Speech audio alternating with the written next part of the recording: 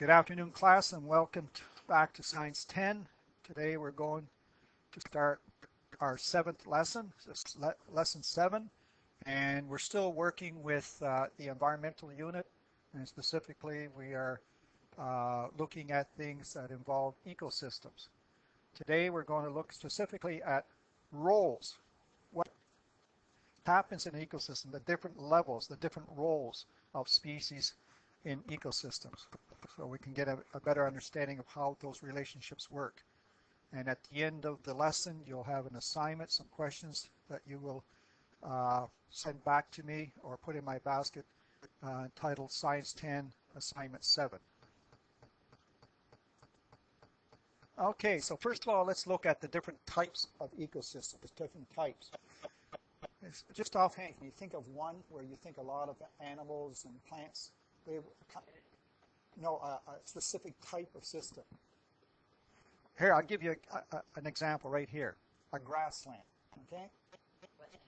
Wetlands is another one. You could have, what do you think of different places where animals live? Oceans, that's another one. So we can put them down here. There could be forests. Now, a forest, there could be rainforests. There's rainforests. They are also temperate forests. And there's a forest that we live in called a boreal forest. The northern forests are called boreal. So even with these types of ecosystems, we can still break them up into rainforests. We can have what's called temperate forests. That's where it's not too hot, not too cold. And they have different types of plants. They're mostly a mixed wood of hardwood and softwood. And then you can also have boreal forests. Boreal. Those are the northern forests. Those where we have mostly, right there, forest. Boreal forest. Those are mainly evergreen trees, like Christmas trees. Those are the types of trees that grow in boreal forest, the northern forest. Another type of ecosystem would be lakes. You could have a lake with all different kinds of fish in there and different kinds of plants. They're freshwater lakes. Other types of ecosystems are tundras. That's up in the north. Tundras is where we have very little trees and just a lot of lichen, very low-lying moss, and lots of wind because there's not many trees, usually in the northern areas like in northern Canada. Savanna, that's a name for like a prairie.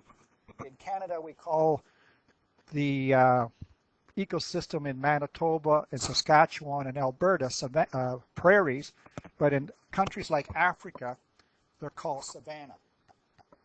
And of course, we have deserts. That's another type of ecosystem. We can have an estuary. Those are basically places where we have rivers flowing into oceans. We have taigas. Those are northern, very far up north in climates. Rivers, of course, oceans, like you just mentioned, swamps, reefs. Reefs is a very important one on the planet because they have a lot of different species in the reefs. They're very shallow, warm waters, and they are very sensitive to the climate change as well. Big reefs, of course, are down in Australia, Great Barrier Reef, but there's reefs, more reefs all over the world as well. Now, we talked about, just mentioned there, the last lesson got into food chains. Well, if we look at where's the first thing in the food chain, well, of course, it's the sun. That's where all the energy comes from. And the sun energy, those light waves that come, those are taken by plants. Producers are ones that can take sun's energy and make them into food. And the only living species that can do that are plants. So we call those producers. Producers are then eaten by animals, and we call those the primary consumer. So you could have something like grass that's here being eaten, say, by a deer. And then further up the food chain, you would have a another set of consumers called secondary ones. So what would eat a deer? Well, that could be things like wolves, could be things like maybe those, depending on what part of the world, could be like coyotes. If you have an African type deer, they could be eaten by things like lions and tigers. So those would be secondary consumers. It matters where you are in the world. It's basically the same food chain structure that where you have to have plants that are eaten by a primary consumer, and then by the meat eaters at the top when we start eating the ones below it. So here's a nice little picture of a food chain. Here's our sun. You'll see that energy produces here grass. The grass, of course, also needs water to grow, so that's the abiotic factor. The sunlight and the water are abiotic. They produce a living organism, a biotic thing, grass. That's eaten by a grasshopper. That's our primary consumer. And then we have our frog that eats grasshoppers. They're our secondary consumer. And sometimes it doesn't stop there. The food chain keeps on going. We have snakes that are eating frogs. Well, they're called tertiary. They're just another level of consumer. And then further up the chain, we could have another species like a hawk that will eat the snake. Okay? So these animals, as they get up, generally are considered carnivores because they eat meat. The snake, it's eating meat as well, eating the frog, so it's a carnivore. The frog is eating a grasshopper. That's basically a carnivore as well. But the grasshopper eating grass would be a herbivore. Looking at another example here of food chains, we have corn. Corn is a plant eaten by a rat. So the corn is the producer, the rat would be the primary consumer, and then the rat is eaten by the owl, which would be a secondary consumer. Another type of food chain, a carrot, a plant, a producer, eaten by a rabbit, which in turn would be eaten by a fox, which if it's in Africa would be eaten by a lion, or even in our part of the world we have bobcats, we have in some of the places in Western Canada we have cougars, and mountain lions, so those things would be eating the fox. So here we have another type of food chain. And the third one down here is the one we just talked about, grass, grasshopper, frog, snake, and an eagle. Okay. Does it have to be a small animal that eats grass? It could be deer, and I'll show that in the web where it's going to come up. Now, just getting back to our different types of ecosystems, we can also refer to them in a larger scale as biomes. If we have a grassland biome, of course we have grass with the grasshopper, the rat, the snake, and the hawk. In a pond, a small pond, we may not see grass, but floating on the top of the pond would be a small little organism called algae. And the algae is eaten by mosquito larvae. Mosquitoes are found in little ponds, and then they hatch and they become mosquitoes. Mosquitoes are then eaten by dragonflies, and dragonflies then are eaten by fish, and fish are then eaten by raccoons. So we have another food chain that's in a pond. And look bigger to the ocean. We can't see this, but phytoplankton is a small little organism that is eaten by little larger ones in the ocean called zooplankton, which are food for fish. Fish are eaten by seals, and seals are eaten by sharks. So 3 good examples of food chains, and we can see here we call the things that are plants primary producers. We have a primary consumer, a secondary consumer. Instead of saying third, they put tertiary. That just means another one, another consumer. And then that'd be the fourth, quaternary, fourth. And at the top, usually these are what we call the top carnivores, the top of the food chain here, because nothing will be eating them. Okay?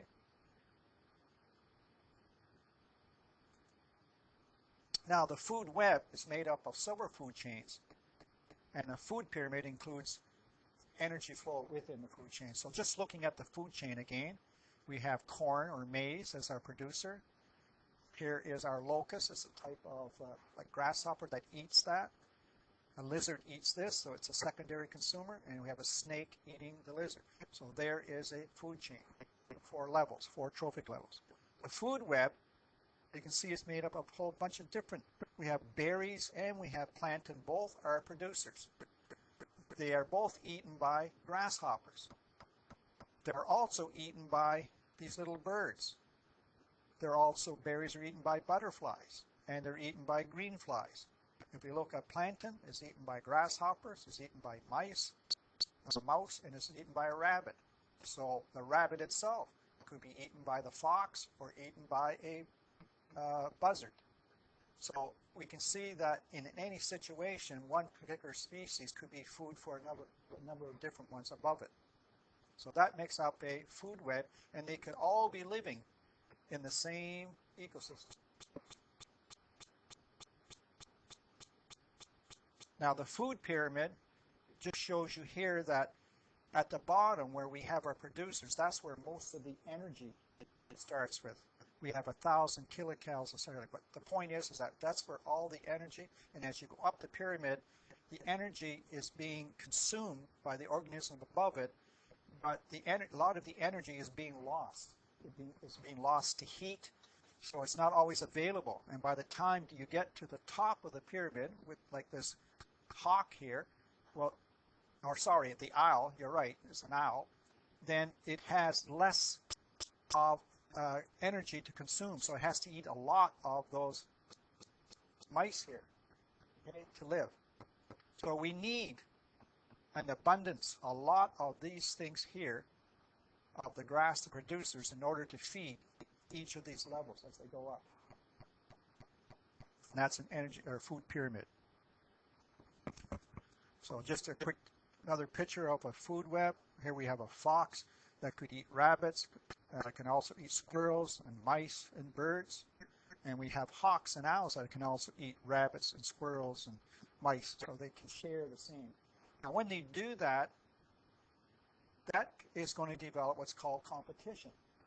We have both foxes and hawks and owls that want to eat the same type of things. What stops them from eating all the food? Well, what happens is that certain, like these birds here, the hawks will hunt during the day and the owls during the night. So they don't compete with each other. Even though they eat the same food, they have the same prey, they will be active at different times of the day. Okay? Food webs also exist in the marine environment, in the ocean. So we have these phytoplankton here, very small microscopic organisms that are food, plant food that are eaten by these very small animal organisms, these zooplankton, and those in turn are eaten by these different types of small fish. There's nymphs. We have this freshwater stripes, and we also have these insects that eat those zooplankton as well. And then we have bigger organisms like crawfish, and probably things like lobster. And we have different types of fish like salmon that will eat these smaller organisms. And then we have the bigger fish that eat the smaller ones, like the trout and the suckers. And then, of course, who eats the fish? Well, then bigger birds and bears will eat the fish. And, of course, humans. You put humans up here, too. Okay? Yeah, people are up there, too.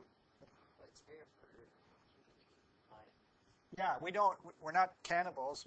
We're civilized, and we're different from the animals where we don't have to eat each other for food, but the animals do. That's what makes us a difference between them. One difference, anyway. Now, a few notes here. We know that each organism has its own place. It's either you're going to be food for something else, or you're going to be eating something else. Now, the word niche, N-I-C-H-E, that's niche. They are basically 4 things that define a niche. Where you are in the food web. Are you a producer? Are you a consumer? Are you a primary consumer? Are you a secondary one? What's your place in the food web? Habitat is where you live. Where do you live? Do you live up in the trees? Do you live on the ground? Do you live in the mountains? Do you live in the water? So that's your habitat. Your breeding area. You know, where do you mate? Do you mate in the forest, or like polar bears? Maybe you have to go out on the ice. And of course, the time of day that you're most active. An eagle or a hawk is most active during the day. An owl most active during the night. So the niche includes everything an organism does to survive and reproduce. And because we have different roles, it helps to reduce competition. If everybody had to eat the same thing and did it at the same time, then eventually they would be competing with each other, fighting each other for that food, and only the best would survive. But because there is different times to eat, there are different times, different places they breed, and different places they live in the same ecosystem, then that reduces the competition. Competition, however, will come if a new species enters. And this is what we're going to be focusing on today too. What happens if something new comes into the ecosystem? Well, it causes disturbance because it will come into competition for that niche. Now, some of these things can live together and some things can't. If we bring something in from outside, or if they come in on their own naturally, the one from the outside is called an exotic species. Exotic. I should highlight that if I could. Okay. An exotic species, because they are not native to that system. They come in from another ecosystem.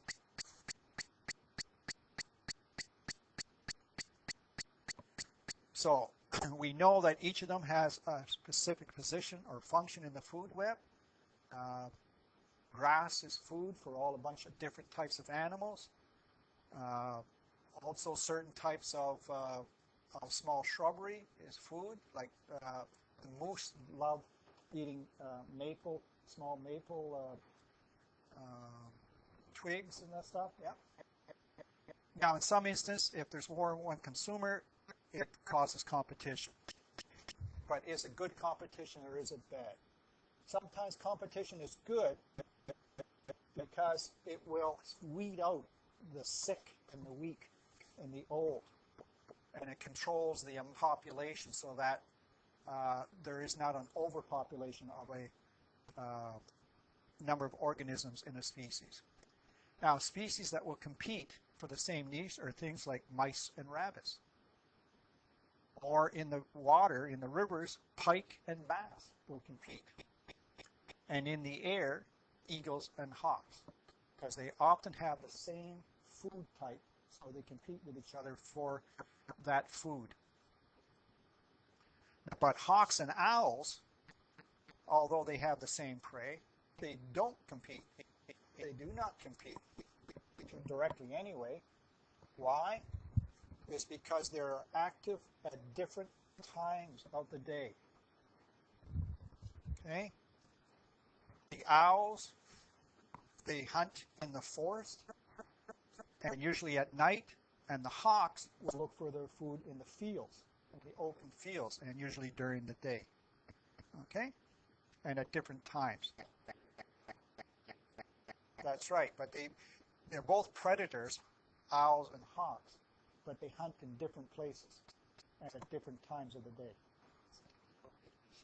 And they both get to share. Yeah. So animals that are mobile, they can move from one system to another. Okay? And what happens sometime is even plants that can be carried from one place to another. In fact, that's how a lot of plants get distributed, and so they can grow. They get carried by the wind or on animals' fur or back. And because in the fall, when the leaves are falling and the trees are making a lot of their seeds and stuff, those things are picked up by animals and then moved around, and then they grow in a new area.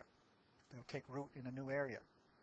Now, sometimes a whole new place comes open, and it happens maybe over time. One example is at one time, North and South America the two continents came together. And when they did, the animals that lived in South America came into competition with the invaders from the north. And the ones from the north were stronger. And so the ones from the south lost. The opossum, though, you know the opossum is? A very slow animal. It's one species that managed to cross over from south to north. So it was able to come up from down South America and come up into, and there's a lot of them in the United States. No, these things geologically happen over millions of years. Now, how are humans involved? Well, humans are also responsible for bringing in exotic species, bringing in species that are not native to that ecosystem. And when they do that, they upset the species that already lives there. How do they do that? Usually humans bring it when they travel. And an example is going to be in your assignment. It's one that's called zebra mussels. Zebra mussels are shellfish, and they weren't native to the Great Lakes, but they were brought in. They were in the boats, on the bottom of the boats, and when the fishermen were hauling in their nets, some of those mussels would fall onto the deck, and then the boats would travel into another part of the Great Lakes from the rivers, and they would be brought in, and because they're not native, they're exotic, then they would start living there, and they would compete with the ones that with the species of shellfish that are already there, and upset the whole balance. So what you're going to do for your assignment is you're going to construct an example of a food chain. So just think of something that you might be familiar with. You can start with an animal that you know that eats a particular type of plant, and what eats that animal. Now you can have it maybe 3 levels or 4 levels, but think about how far you can go. Which trophic level means which level contains the most energy. So I'm asking you, where is the most energy in the food chain? Is it at the top, or is it at the bottom? Is it the first trophic level, or is it at the top where you have the 3rd or 4th trophic level? So go back in your notes for that. What causes competition in the food web? Give an example of species which compete for the same niche. We've already talked about a few of those that compete for the same niche. Why do hawks and owls who have the same prey do not compete? Competition from a species that is not native is called what? I just highlighted that in the notes. And then I want you to go onto the internet, and I want you to, if you can, open up YouTube, and if you type in this title, Silent Invaders, Zebra Mussels 2013. The link is too long to write down, so the people at home especially, if you type this in, you should get this short video about the zebra mussels. So after you watch it, it's a short 10-minute, or I think maybe 2 or 3 minute video. I want you to answer, where did they come from? How did they get there? How far have they spread? And what is the problem with zebra mussels? So you should be able to get that information from the video. Okay? And I think that's the last slide. Yes, it is. So I'll close it here. And we'll be looking to see you again next class. Have a good afternoon.